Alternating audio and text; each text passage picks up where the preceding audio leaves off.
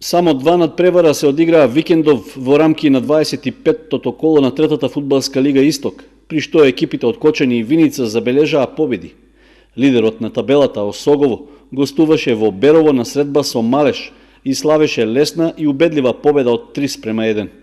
Всушност, жолто-сините до трите бода дошле полесно отколку што очекувале, а доказ за тоа е што уште на крајот на првото полувреме биле во водство од 2:0.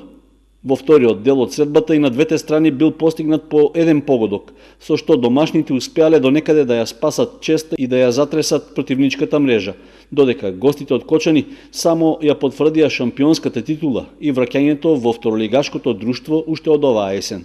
Во Виница пак, во вториот надпревар од 25-тото коло, Слога го совлада тимот на Овчеполе со 3:0, со што светиниколчани, кои беа еден од конкурентите за врвот на табелата, веќе и официјално отпаднаа од трката, додека виничани освоија важни 3 бода за одлепување од дното.